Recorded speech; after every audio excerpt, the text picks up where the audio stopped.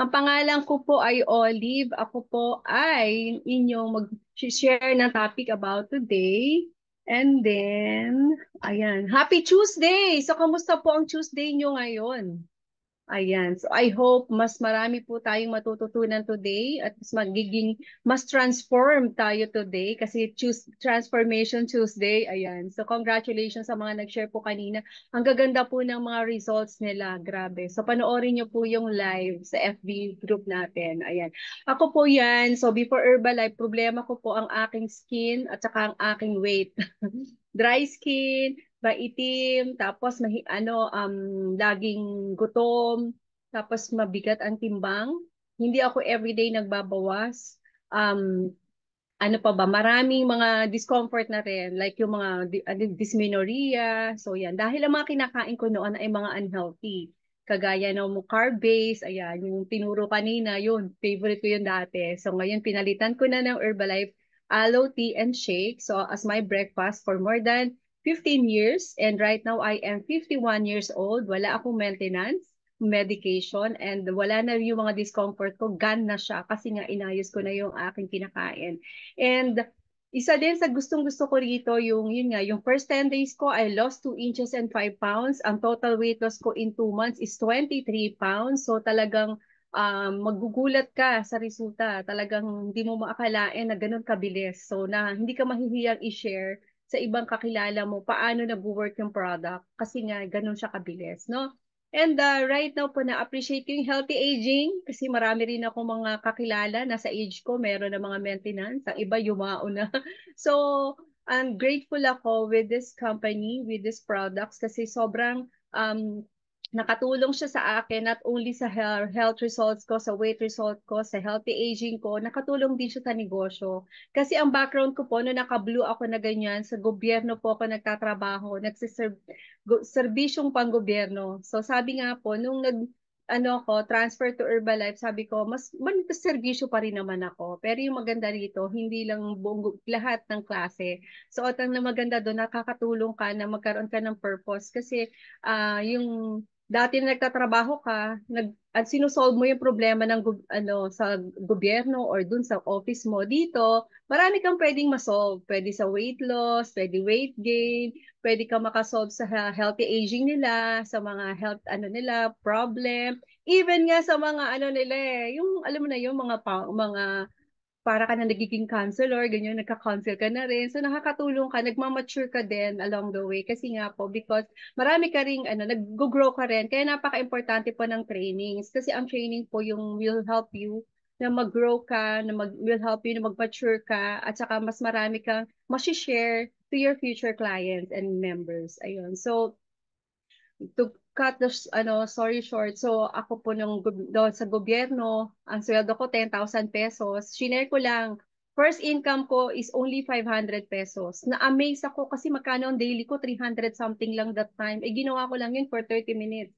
Sabi ko excite. So na-qualify ako to 50% kasi mahilig po ako mag-travel. Nakapunta po ako ng Thailand, Singapore, Macau. So dati po nagtatrabaho ako po, never natataka ng passport ko. Nabigyan din po ako ng 10 years multiple entry visa kasi nag-qualify po kami sa Guam vacation. So US part po yun. Sa Vietnam, sa ano pa ba, mga local vacations, Boracay, madami po. Kagaya po next month, July, August. Pupunta po kami sa Bohol sa August. So nakakatuwa po sa Herbalife, nagta-travel ka na may training. Nagta-travel ka rin na may pleasure. So, yung po yun. Tsaka ang maganda po doon, ang kasama mo, yung mga tao na may iba't ibang background na nag-Herbalife na lahat sila successful, lahat sila ay effective na magnegosyo kasi hindi sila naging comfort nila yung pagto-training. Alam mo yung parang hindi sila nasa bahay na nanonood ng Netflix, na nag-K-drama, sila yung talagang willing to improve their self na magkaroon ng mas marami pang learnings para mas marami pa rin silang matulungan sa community. Ayan. So with that po, yung income ko, yung 1 year income ko na 120,000 in a year na nagtatrabaho ako, kaya ko palang kitain in 1 month. Kaya nakabili din ako ng sariling sasakyan, nakabili ako ng condo, and then naka-invest din po ako ng mga insurance, yung mga stocks, ayan. So nakakatulang, nagtrabaho po ako, parang hindi ko po kayang maggawin to. Kasi nga po, ang liit lang na sweldo ko. So, nakatulong sa akin yung opportunity, yung business opportunity ni Herbalife. And ayan po, natututo ka pa, dating mahiyain, ngayon nandito nag-share. So ito po yung napakagandang topic kasi sa tingin ko, kaya ito binigay sa akin kasi mahilig po talaga ako kumain. So naisip nila parang bagay sa akin ang topic na to. So sa mga taong mahilig kumain, eto na ang solusyon. Sabi nga po, you can eat more but stay slim. Focus on foods with water and fiber. So gusto niyo po ba yun? Parang kakain ka na madaming beses, kakain ka na madami pero hindi ka tataba. Paano ba ang solusyon na gagawin natin? So ito po ang topic na to ay galing sa ating ng ating sarili, Senior Director ng Worldwide Nutrition Education and Training, si Susan Bowerman. So ito po yung mga tips na sinabi niya. So next po. Ang sabi po niya, just eat less. So ayan, nakita niyo naman po yung nakita niyo naman po yung sa picture, pero ito po yung sinabi dito. Sabi po niya, ang sabi niya sa okay. Sabi niya dito, yes, you can really eat more and take in fewer calories. Food that contain lots of water and fiber can fill you up without filling you out. So, ayun nga, sabi nga, just eat less, just trying to lose weight. You probably heard this suggestion more times that you can count.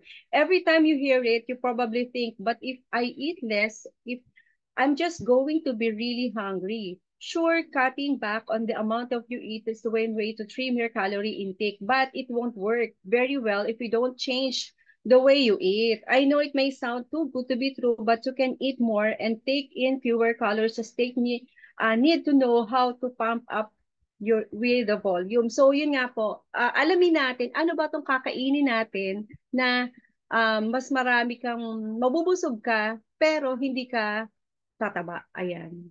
So next, so hindi po totoo yung kakain ka ng konti. So want to feel full but eat less. So try this proven nutrition trick. Ayan.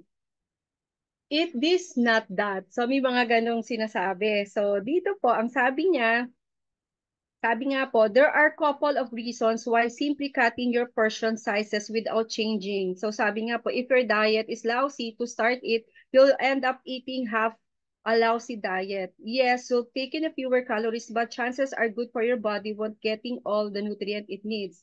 Kung nagka-cut down ka ng portion, you're taking in less than food, which means you're going to be less full. And it stand out to reason you're probably going to be a lot hungrier. Kasi ang nangyayari po, nagpo-focus ka on more carbohydrates. Kaya, bawa kagaya ng bread, nakita niyo po dyan sa picture, may bread, may donut, so yan. So, ang nangyayari po, mas lalo ka magugutom pag ganyan kasi po may mga starch. Ayan. So, mas maganda po, sabi nga po, they more mas maganda 80% water and the remaining 20% is nutrient packed and fiber rich. So marami po tayong ganyong food and when you actually run the numbers, you can see how small changes can make a huge difference in your calorie intake. Kagaya po niyan, o meron siyang waffle, may donut, may burger. So ang anong difference nitong naka-X na to? So mas mataas ang calories, sobrang wala naman siyang zero fruits and veggies. Napansin niyo po, wala, no? And zero mindfulness. Hindi ka kasi nag-isip bago mo kainin. Pero with this kind of food na nasa kabilang side, yun nga, how you should be actually be eating. So yun nga, dapat controlled calories, whole food, focus and balance and mindful. Kaya ang iba po, pag kumakain ng apple, even yung balat kinakain kasi nakakatulong din siya magpabusog. No, yung gulay nilalagay nila sa, let's say, nagkumain ka ng burger o kumain ka ng sandwich. So instead na maglagay ka ng cheese, ilagay mo yung mga like lettuce, cucumber, tapos mag-add ka ng something na hindi kasi ang calories po ng cheese mataas. Compare sa cucumber and lettuce, nasa 20 calories lang siya. Ang cheese po, isang slice is almost 100 calories. So depende pa po kung ilan yung nilagay mo, no? So, yun po yun. So, sabi nga po, so how can you eat more and get full without bursting your calorie budget? So, next po. Eto na. So, ayan. So, nakita nyo po yung food, nakalagay dito 840 calories. So, alam nyo na yung kung ano yung mga yan. Medyo meron siyang tinapay, may meat. So, with 378 calories na mas colorful. Di po ba? So, parang mas maganda to. Punong-puno na yung plate mo, pero mas healthier kasi meron na siyang fiber. Kasi parang nabasa ko di po dito na yung 20 pieces na grapes, mas maganda siyang kainin kasi may water pa. Compare sa raisins na dried na, no? So, 440 calories itong nasa side na to. Ayan, nakita niyo po, punong-puno rin na meron pa siyang avocado. Ayan, may egg. So, compare sa 340 calories na ano lang, fries. So, mamili ka. Kailangan isipin mo, makakatulong ba to pag kinain ko? Masarap siya sa simula, pero maghihirap ka sa susunod. Kasi pupunta ka sa ospital, magpapacheck up ka, tumaas ang kolesterol mo, tumaas ang BP mo, ayan, yung sugar mo, yun. So, mas mapapamahal ka. Mas mura sila, yes, pero yun nga, sabi nga po, the junk food. Ayan, junk din yung mga hindi mo kailangan kasi hindi ka naman trash can, no? Kailangan yung body natin, pinapakain natin ng nutritious na may value, may nutrition kasi hindi naman, marami tayong role in life. Kapag nagkasakit ka, madaming maapektuhan yung pamilya mo, yung role mo sa work mo or sa halimbawa nag-Herbalife ka. So, alam mo yun, parang mas marami kang hindi ma-achieve kasi nagkaroon ka ng ano, ganitong lifestyle. So, yan. So, tips and tricks. Yan nga, para mas maging healthy, napansin niyo po yung difference. Healthy rin naman tong isa, pero mas mababa ang calories kasi yung isa brown rice. Ayan, compare sa white rice. Ayan. Tsaka po, mas busog ka rin kasi nga mas ano, mas matagal ma-digest itong ano, brown rice mas kasi less ang sugar compare sa white rice na lalo ka magugutom, no? And then, tingnan nyo po yung biscuits o 100 calories. Samantalang sliced fruits na to, sliced veggies, nasa 44 calories lang. Marami pa siyang fiber. May water pa siya. So, sabi nga po, pwede mo naman siya i-dip sa favorite mo. Ako ginagawa ko pang dip is the aloe, mango, or mandarin. Diyan sa mga fruits na yan, sa mga veggies na yan, lalo na yung mga yung kulay white, singkamas, carrot, ayan, cucumber. Pwede mong i-dip dun sa aloe natin kaysa maggawa ka pa ng mga dip na high calorie na naman and high fats. Ayan. Sabi nga po, healthy nutrition isn't just about the food you eat. It's also about how you prepare it. So, yan nga. So, avoid oily, avoid yung mga salt, kasi mga po, yung pinagmumulan din ng mga sakit natin. So, mas ibawas natin, bawasan natin kung kaya, no? So, yan. So, next po. Okay, kaya naman napakaganda na meron tayong solusyon. Kasi po, meron tayong shake na kumpleto na. Mas marami siya, kagaya na in-explain kanina, mas kumpleto yung sustansya niya. Meron siyang 19 vitamins and minerals kasi ayan po yung laman ng shake. Kaya mapapansin niyo po, sa lahat ng mga nag-shake, nabubusog sila. Nabubusog tayo kasi kumpletong sustansya, may fiber, may protein, may calcium, may iron. Kaya napapansin niyo po, the more na nag-shake ka, gumaganda yung kutis, kasi glowing kasi nga antioxidants, nakakabusog, hindi ka gutumin, kasi nga po may protina siya. Nakakatulong siya na mas mataas ang immune system kasi nga po kompleto yung sustansya niya. Hindi tataas ang sugar mo kasi low GI siya, low glycemic index. Ganun po sarap ang shake natin at ganun po din po yung taas ang value ng ating shake. So huwag niyo pong baliwalain yung shake. At kung ikaw ay nagki-crave for let's say yung mga uso like yung mga milk tea, yung mga strawberry cheesecake, meron naman tayong mga special recipe. Just ask your coach paano pa sarapin yung shake. Let's say, hindi mo naman siya pwedeng gawin everyday kasi lalo na kung nasa weight loss ka, di ba? Mas maganda kung easy, ano lang to, treat mo sa sarili mo. Let's say, may na-achieve ka na something or gusto mong i-treat yung mga friends mo instead na kumain ng itong nasa baba. Kasi compare dito sa mga popular milkshakes, sobrang taas po ng calories. Samantalang yung shake natin, pagka yung tinatawag natin na premium shake, 300 calories, 400, depende sa pag-prepare, pero protein rich pa rin siya.